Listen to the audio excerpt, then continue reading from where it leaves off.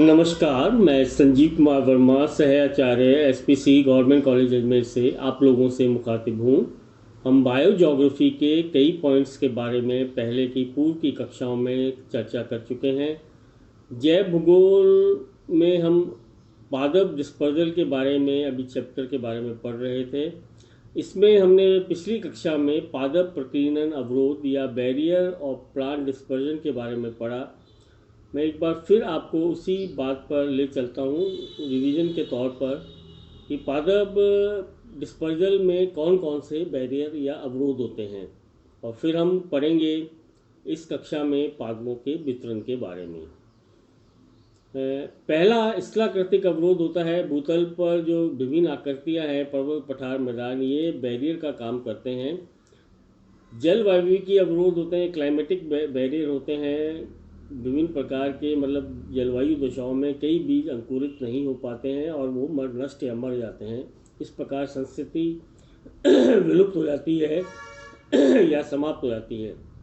फिर हमने पढ़ा मृदीय अवरोध या एडोफिक फैक्टर्स या एडोफिक बैरियर, कि कई तरह के अनुकूल मृदा नहीं होती है तो बीज अंकुरित नहीं हो पाते हैं। फिर हमने पढ़ा बायोटिक बैरियर के बारे में, जैविक अवरोध के बारे में कि किस प्रकार मानव या प्राणी किस प्रकार खनन की क्रिया द्वारा या कृषि कार्यों द्वारा पादपों के प्रकीर्णन में बाधा उत्पन्न करते हैं। और फिर हमने पढ़ा महासागरीय अवरोध के बारे में, ओशनिक बैरियर के बारे में। कई बार दोनों तटों पर ठीक तरह से डिस्पर्जल नहीं हो पाता है। और फिर हमने पढ़ा विस्तृत स्थलीय अवरोध के बारे में, एक्सटेंसिव लैंड मास बैरियर के बारे में, कि किस प्रकार जलराशियों और जलस्थल मड्डे के कारण कई वनस्पतियाँ अंकुरित नहीं हो पाती, कई बीज अंकुरित नहीं हो पाते और नष्ट या समाप्त हो जाते हैं। आज हम पढ़ेंगे पादपों के वितरण के बारे में। भूपृष्ठ पर वनस्पति के वितरण में अत्यधिक असमानता पाई जाती है, जैसा कि आपने पूर्व की कक्षाओं में कई बार इस बारे में चर्चा कर चुके हैं। और ये असमानता जो है वो विभिन्न कारकों, जलवायु, मृदा, उच्चावच आदि के कारण है। पृथ्वी पर पादपों के वितरण का, असमान वितरण का अनेक प्रकार से दर्शाया जाता है। यथा आवास, सांतत्य मानी कंटिन्यूसी में, और वानस्पतिक विभाजन में अंशांशिकीय विस्तार इत्यादि के बारे में। आवास के आधार पर पादपों को मोटे तौर पर दो भागों में बांटते हैं, पहला स्थलीय और दूसरा जलीय। वानस्पतिक विभाजन के आधार पर किसी खास जाति के पादपों का विश्व स्तरीय वितरण देखा जाता है। भूगोल में पादपों का जो वितरण है वो भौगोलिक प्रदेशों एवं जलवायु प्रदेशों के संदर्भ में किया जाता है। जैसे उष्ण कटिबंधीय, शीतोष्ण कटिबंधीय, टुंड्रा तुल्य, टैगा तुल्य आदि। भूपृष्ठ पर वनस्पति का वितरण कहीं तो लगातार पेटी के रूप में और कहीं छित्राय रूप में पाया जाता है। सांतत्य या कंटिन्यूटी के आधार पर वितरण प्रतिरूप किस प्रकार का है ये हम देखेंगे पहले। उसके बाद डिसकंटिन्यूटी या सतत वितरण के बारे में चर्चा करेंगे और बाद में विशेष स्तरीय प्रदेशों के बारे में चर्चा करेंगे। पहला है कंटिन्यूस डिस्ट्रीब्यूशन या सतत वितरण। सामान्यतः समान जलवायु तथा मृदा प्रदेशों में विश्व स्तर पर पादप रूपों में समानता पाई जाती है। इस सातत्य को मात्र पर्वत, समुद्र, नदी आदि भू आकृतिक बाधाएं भंग करती हैं। विस्तार तथा स्थिति के आधार पर वनस्पति के संतत वितरण के 4 प्रतिरूप इस विश्व पर हमें देखने को मिलते हैं। पहला है विश्वजनीय या कॉस्मोपॉलिटियन। ये पादप जातियां समान जलवायु व मृदा दशाओं में संपूर्ण भूपृष्ठ पर पाई जाती हैं। उदाहरणार्थ समुद्र तटीय सैंडवर्थ वनस्पति, उष्ण कटिबंधीय व शीतोष्ण कटिबंधीय अर्थात लगभग समस्त समुद्री तटों पर पाई जाती है। अनेक कृषि जन्य पादप जैसे गेहूं, ओट्स आदि भी इसी वर्ग में आते हैं। निम्न वर्ग के अपुष्पी पादप भी मुख्यतः विश्व जनित होते हैं। गुड के अनुसार 130 पादप जातियां विश्व जननीय है या विश्व जनित है। दूसरी जो संतत वितरण में हम डिस्ट्रीब्यूशन देखते हैं वो कहलाता है परिध्रुवीय या सर्कमपोलर। ये पादप मुख्यतः आर्कटिक प्रदेश में उत्तरी ध्रुव या दक्षिणी ध्रुव के निकट पाए जाते हैं। मध्यवर्ती व निम्न अक्षांशों में इनका वितरण नहीं है। लाइकेन, मॉस तथा कुछ पुष्पी पादप जैसे एडवर्ड्स, यूट्रेगा और बैंगनी सेक्सीफ्रेगा परिध्रुवीय पादप है। तीसरी प्रकार के संतत वितरण में जो पादप मिलते हैं वो कहलाते हैं मध्य अक्षांशीय या सर्कम बोरियल। ये पादप मुख्यतः उत्तरी गोलार्ध के बोरियल तथा दक्षिणी गोलार्ध के ऑस्ट्रल प्रदेशों में वितरित हैं। इनमें गूसबेरी, राइप तथा विभिन्न घास डेंथोथीनिया आदि सम्मिलित होते हैं। चौथी प्रकार के जो पादप है संतत वितरण में वो कहलाते हैं उष्ण कटिबंधीय या पेंटोट्रोफिक। ये पादप मुख्यतः उष्ण में उपोष्ण कटिबंध में विस्तृत हैं। घास, सेंचुरन घास आदि इसके प्रमुख उदाहरण हैं। गुड के अनुसार लगभग 250 पादप जातियां उष्ण कटिबंधीय होती हैं। फिर दूसरी प्रकार का जो डिस्ट्रीब्यूशन है पादप वितरण वो कहलाता है असंतत वितरण या डिसकंटिन्यूस डिस्ट्रीब्यूशन। इस प्रकार के वितरण में पादप समुदाय के मध्य बड़ा अंतराल पाया जाता है। कभी कभी कुछ पादप समुदाय 2 या अधिक क्षेत्रों में भी मिल जाते हैं जिनके मध्य की दूरी काफ़ी अधिक होती है। ऐसा जटिल धरातलीय दशाओं, आवास की विशिष्ट एवं सीमित दशाओं, जलवायु तथा मृदा संबंधी स्थानीय भिन्नताओं तथा मानवीय कारकों से हो सकता है। असंतत वितरण भी विभिन्न रूपों में देखा जा सकता है। ये एक ही गोलार्ध के अनेक छोटे बड़े क्षेत्रों में हो सकता है।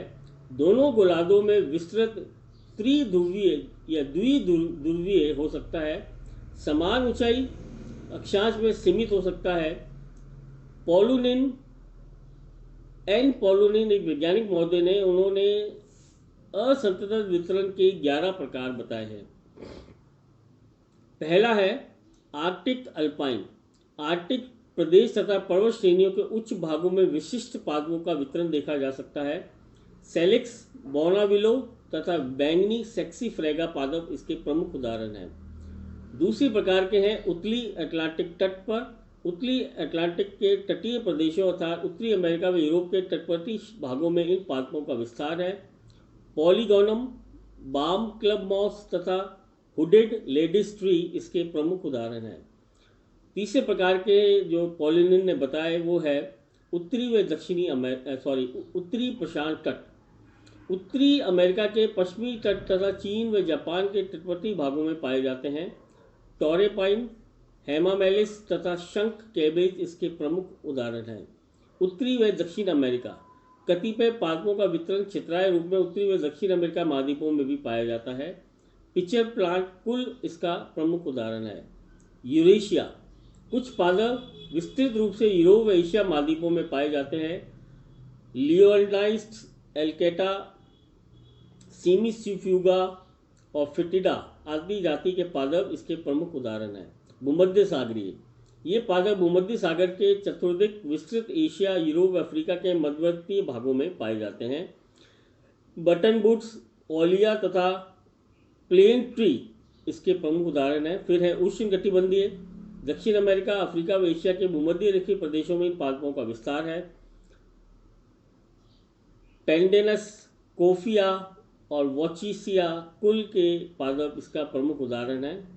और 8वां है दक्षिणी प्रशांत तट। दक्षिणी प्रशांत में स्थित द्वीपों, न्यूजीलैंड, दक्षिण अमेरिका व ऑस्ट्रेलिया के तटवर्ती क्षेत्रों में हेबे, लोरेलिया, जोवेलेना जैसे पादपों का विस्तार है। दक्षिणी अटलांटिक। कतिपय पादप जातियां दक्षिण अमेरिका के पूर्वी तट तथा अफ्रीका के पश्चिमी तट पर विस्तृत हैं। टेलेंथ्रा, मिल्कवीड्स आदि इसके प्रमुख उदाहरण हैं। फिर है एंटार्क्टिक। एंटार्क्टिका महाद्वीप के मध्य तटवर्ती भागों तथा दक्षिणी अमेरिका व न्यूजीलैंड के ऑस्ट्रल प्रदेश में चित्राय रूप में कुछ पादप पाए जाते हैं। बीच ट्री तथा नोथोफेगस इसके प्रमुख उदाहरण है। अंतर महाद्वीपीय, अगला जो भाग है वो कहलाता है अंतर महाद्वीपीय। एक ही महाद्वीप में किंतु दूर दूर स्थित क्षेत्रों में पादप का विस्तरण या वितरण होता है। ऑस्ट्रेलिया में ड्रोसेरा तथा यूरोप में रोडोडेंड्रोन इसके प्रमुख उदाहरण हैं। वेगनर के महाद्वीपीय सिद्धांत के अनुसार पादपों के असंतत वितरण की व्याख्या की जा सकती है, क्योंकि वो एक वनस्पति शास्त्री था जिसने वनस्पति के आधार पर ही पृथ्वी पर महाद्वीपों के विखंडन को समझाया। अब लास्ट प्रकार के जो पादप वितरण है वो कहलाते हैं क्षेत्र विशेषी वितरण या एंडेमिक डिस्ट्रीब्यूशन।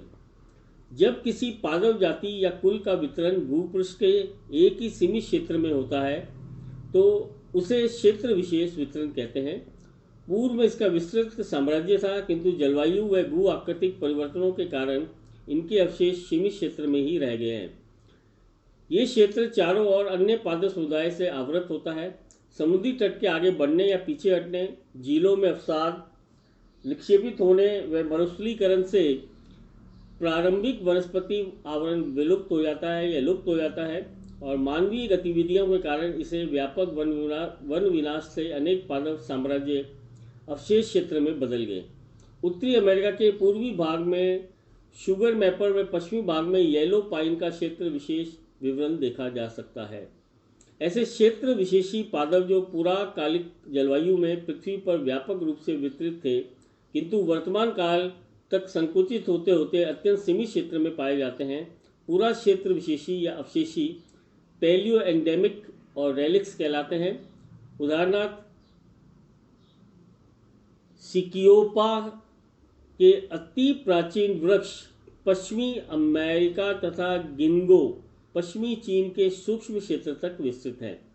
ऐसे पादप जो अधिनूतन काल में विकसित हुए हैं तथा जिन्हें अपने उद्भव स्थल से प्रवास करने का पर्याप्त समय नहीं मिला है, ये नव क्षेत्र विशेषी या नियो एंडेमिक कहलाते हैं। इस प्रकार आज की कक्षा में हमने पादपों के वितरण के बारे में पढ़ा। पादपों का वितरण को हम 3 भागों में बांट सकते हैं। ये 3 भाग है: संतत वितरण, कंटिन्यूस वितरण, डिसकंटिन्यूस वितरण और एंडेमिक डिस्ट्रीब्यूशन या क्षेत्र विशेषी वितरण। धन्यवाद।